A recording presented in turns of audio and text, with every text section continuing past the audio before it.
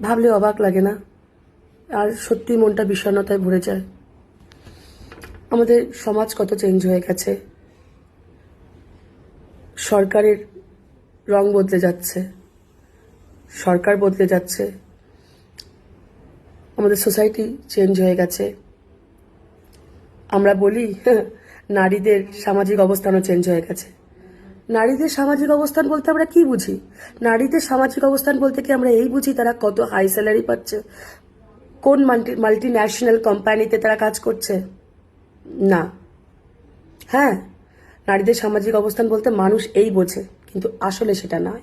একজন নারী যদি ঘর থেকে বেরিয়ে সুস্থ অবস্থায় ঘরে না ফেরে, বা ঘরে নাই ফিরল,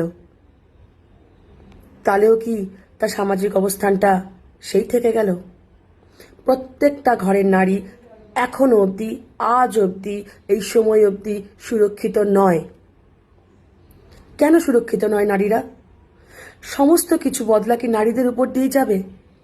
নারীদের কি সেভাবেই কুচলানো হয় সব সময়? যেরকম একটা পিঁপড়াকে ধরে আমরা এভাবে মেরে দিই, সেভাবেই কি একটা নারীকে, একটা একটা জীবন্ত সুস্থ একটা ছোট্ট মেয়ে বলুন, বা একজন নাবালিকা বলুন, বা একজন কিশোরী বলুন, একজন সাবালিকা বলুন, সে টোটো করে যাক, অটো করে যাক, ক্যাবে করে যাক, নিজের গাড়ি করে যাক, কোথাও সে সুরক্ষিত নয় পুরুষ ছাড়া। তাহলে কখনোই আমরা বলতে পারি না যে আমাদের সমাজ এগিয়েছে। যখন নারীদের সুরক্ষা নিশ্চিত হবে তখনই আমাদের সমাজটা কিন্তু এগোবে।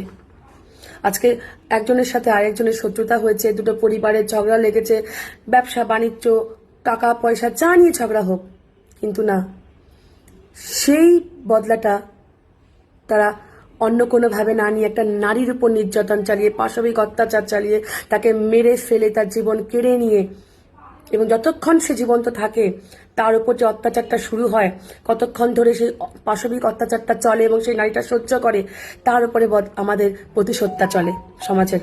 এই হচ্ছে আমাদের সমাজ।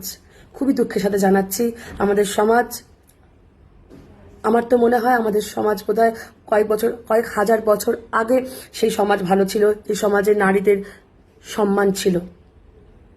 কিন্তু এখন অবধি আমরা এত উন্নত সমাজে থেকেও বলতে পারি না যে আমাদের সমাজ এগিয়েছে বা আমাদের সমাজ শুধরেছে, কারণ নারীরা এখনো সুরক্ষিত নয়। নারীরা পুতুল হয়ে আছে এবং নারীরা একটা ছোট্ট পিঁপড়ের মতো নারীদের প্রাণ হয়ে আছে।